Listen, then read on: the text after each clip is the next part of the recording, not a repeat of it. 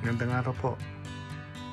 Ngayon po, ipapakita ko po sa inyo kung paano nyo po papaganaan yung dalawang monitor na gamit po yung isang laptop na hindi po gagamit ng USB dongle o yung HDMI adapter. Ito po, gagamit lang po kayo ng isang HDMI cord para ikabit na po sa HDMI output nitong laptop. Tapos yung isa po wireless na po, hindi nyo na po kailangan yung wire. Kaya ito po, papakita ko po sa inyo. Gagamit po tayo rito ng ito po, ng Amazon Fire Stick TV. Ito po, mas makakatipid po kayo kung ito po yung bibili nyo kaysa bumili po kayo ng mga adapter na USB type adapter para sa output ng HDMI dito sa laptop, kasi itong laptop na to ay hindi po siya compatible sa multiple monitor sa display. Kaya ipapakita ko po sa inyo paano po ang gagawin. Bubuksan po natin yung power.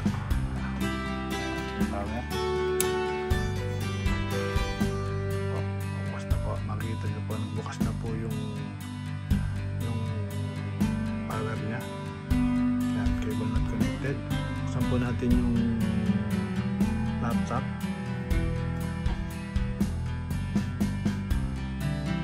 Hintayin po natin.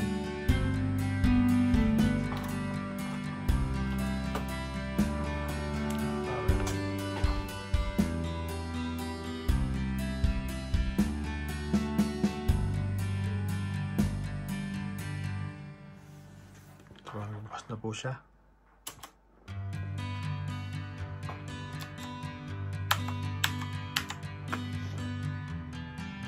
So, kung makikita nyo po, ito pong laptop saka itong isang monitor pareha po, gumagana po yan. Nakita nyo po, ito po yung mouse mo, console. Ito po, ito po, gumagana po siya. Nag-loading na po siya. Ito po, ikakabit po natin itong HDMI dito sa isang monitor para paganahin po natin siya. Makikita ko po sa inyo.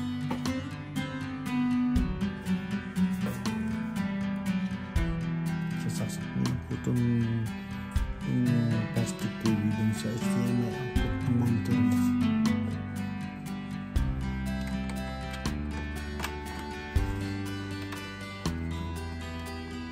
Sasakyan po maigi. Tapos sasakyan po yung power supply na pag bumili po kayo ng Amazon Fire Stick, kasama na po yung power niya.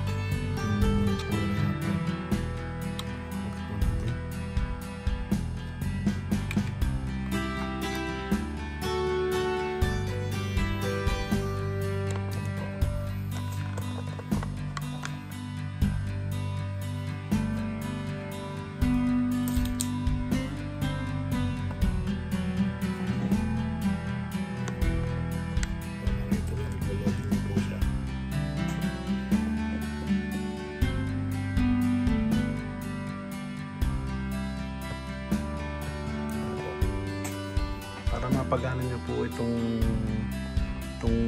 laptop dito sa isang monitor, yan nyo po. Pero kung gagawin nyo, pumunta po kayo sa setting doon sa Fire Stick TV. Setting.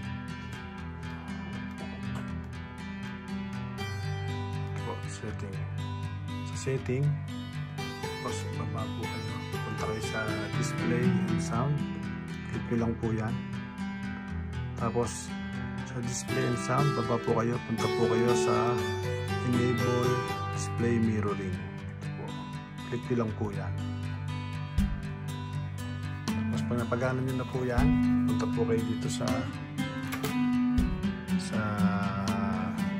keyboard nyo po. Punta po kayo sa Windows, saka sa key, sa pagpili nyo po sa buy. Mag-a-appear na po siya dyan. Ayan na po. Nakita nyo po, lumabas po yung pangalan ng Fire Stick TV. Ayan po, Fire Stick TV. Click nyo lang po yan.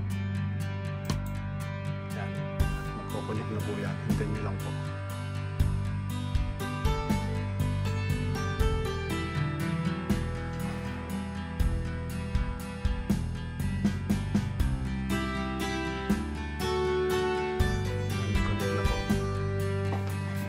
Nakita nyo po, ito po, nakikita nyo po yung mouse na yung pointer niya. Yan po. Yan. Ito lang po yung pointer. So, kumagana po yan. Tapos, ito sa laptop.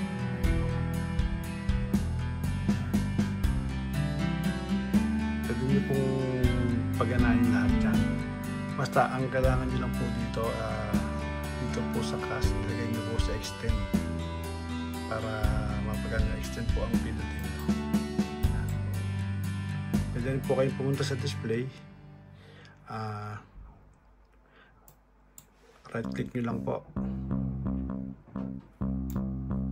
yan po, tapos punta po kayo sa display, tapos makikita nyo na po yung setting dyan. Yan, nakita nyo po, ayan o, i-click nyo po yung identify, yan, makita nyo po, yan po yung ayos kasi nung laptop ko saka nung mga monitor. Ayan po, ito po yung laptop, ito po yung isang monitor na may Fire Stick TV, at ito po yung isang monitor na ginawa kong main monitor. Ito, click nyo lang po dito sa number 3 dito sa Fire Stick TV. Ayan po yan, yan po yung 3. Punta po kayo sa advanced display, sa display resolution, makikita nyo po, ayan po ang display resolution yan. Pwede nyo pong i-adjust yan, pero sa akin po sinagad ko na po sa pinakamataas po niya. Yan po ang kanyang ibigay. Tapos ito po sa 2, which is ito po yun yung may ginawa ko main monitor. Ganun din po, pumunta din po kayo dun sa display resolution, isagad nyo rin po. Ayan yung recommended, ayan po siya. Pwede nyo po i-adjust yan, pwede nyo babaan, pero ayan po ang nilagay ko dyan. Tapos yung sa laptop po, ito po yung laptop. Ganun din po. Yan, binigay nyo na po yung recommended display resolution, kaya wala na kayong dapat baguhin dyan. Ayan po yan. Pwede nyo pong baguhin yung mga yung landscape. Ayan po yung mga setup niya. Pwede yung portrait. Ayan po yung flip. Pwede nyo i-flip. Ayan po. Pero sa akin yan po, kung ano po yung nakalagay dyan, yan po yung setting na ginawa ko. Ngayon po, ipapakita ko po sa inyo paano po ito paganahin. Dito po, dito sa main monitor nyo. Ito kasi ginawa ko main monitor. Bubukas po kayo ng browser. Ayan po.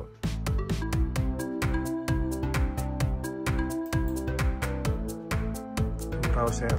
Pwede pa rin magbukas ng isang browser pa ulit. Ayan. Isa pang browser.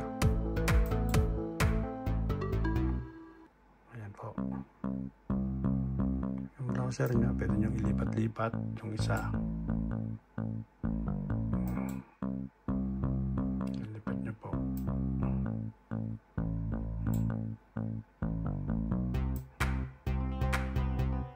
Ayan po, itong browser, kita nyo po. Itong browser ginagamit nyo. Pwede nyo buksan yung YouTube, pwede kayong mag-Facebook, tapos pwedeng isang browser pa ulit. Kung magtatrabaho kayo, pwede kayong lahat magagawa nyo po.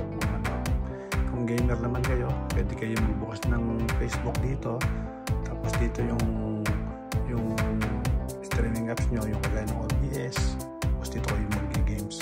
Makikita ko po sa inyo.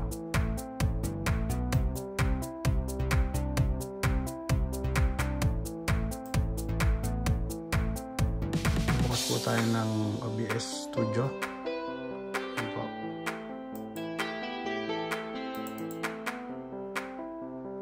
Ayan lang po natin.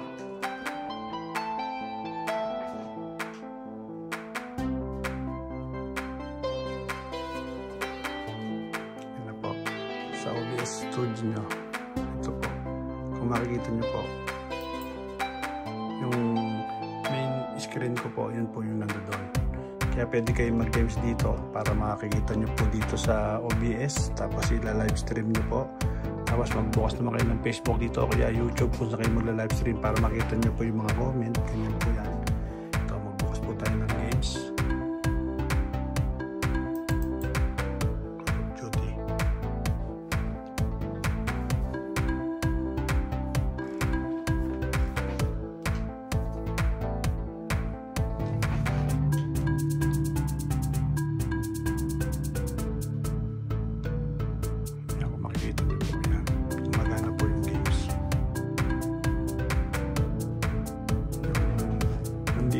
sa screen na to. Makikita nyo po siya sa OBS.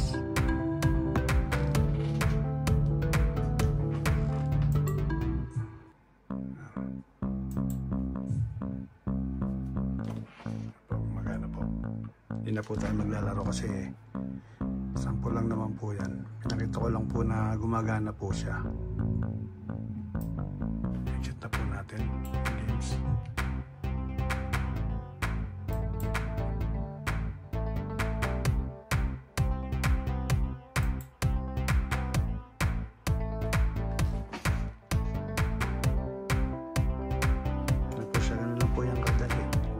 Setup. Hindi na po kailangan ng dongle o USB adapter para lang mapagana yung isang screen, kasi itong laptop na to ay hindi po siya talaga pwede na multiple monitor. Isa lang po ang pwede niyang maging display niya, yung sa HDMI niya, kaya mapapagana mo po itong laptop saka isang monitor. Pero kita nyo po, napagana po natin yung tatlo. Hindi na po tayo gumamit ng kable, ng HDMI cable. Pero diretso lang po, basta i-connect nyo lang po siya dito sa main. Yan, ginamitan lang po natin ng Fire Stick TV. Ito po yan. Mas nakakamura po kayo kung ito bibili nyo. Kasi ito may gamit pa to. Pwede rin kayo manood ng TV. Saka mas mabilis po siya. Kung mag-YouTube kayo, kaysa mag-YouTube kayo sa browser, may YouTube po itong kasama. Ito. Saka yan, pwede kayo kunyari magkakaroon kayo. Dito kayo nagla-live sa Facebook. Tapos nandito yung kanta nyo. Tapos dito nag-ano pa kayo. Nag-program pa kayo kung ano yung gusto nyo gawin yung programa. Ito lang po yan. Yan, ganyan lang po kadali yung setup po natin. Basta meron kayong Fire Stick TV, mapapagana nyo po yan dito. Kakabit nyo po. Tapos yung isa pong connection, kung nagtanong po kayo yung laptop po, meron po HDMI connection po yan. Ito po, nakabalik po yan dun sa isang monitor natin.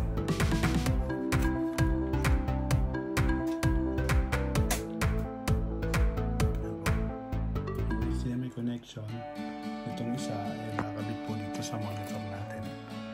Ito po yung kinabit po natin sa likod. Ito po.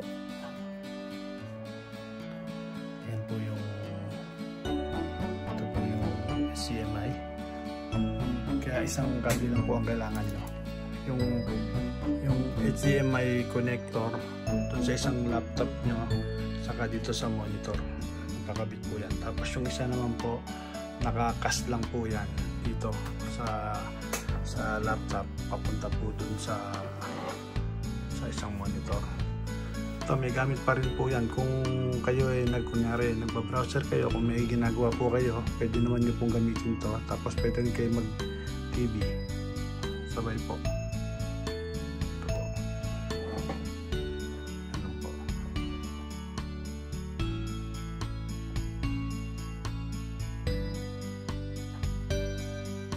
yan, kung makikita nyo po, gumagana po. Yan po, pwede kayo mag YouTube dito sa Amazon Fire Stick TV nyo. Kaya marami pong gamit yan. Out natin itong OBS. Ito.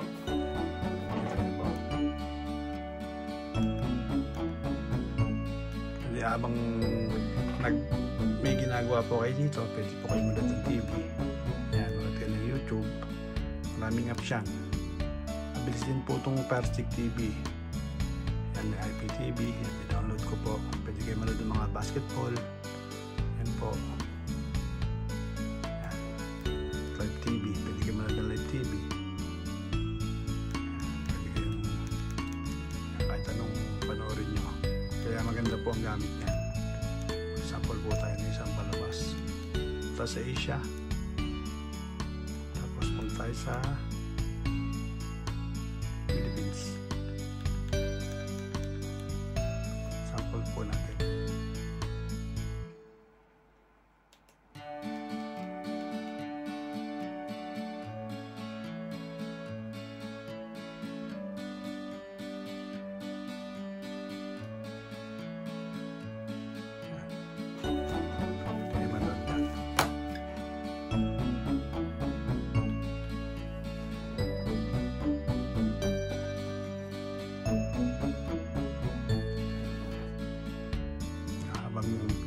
Habang nanonood kayo, pwede kayo mag-browse. Ayan po. Pwede kayo mag-games. Ayan lang po ang video natin ngayon. Sana po may natutunan po kayo. Kung may katanungan po kayo, pwede po kayo mag-comment. Tapos pwede rin kayo mag-subscribe pag hindi pa kayo nakasubscribe. Nagpapasalamat po ako sa inyo sa mga nanood at sana po ay huwag kayo magsasawa at maraming salamat po sa inyo. Mabuhay po.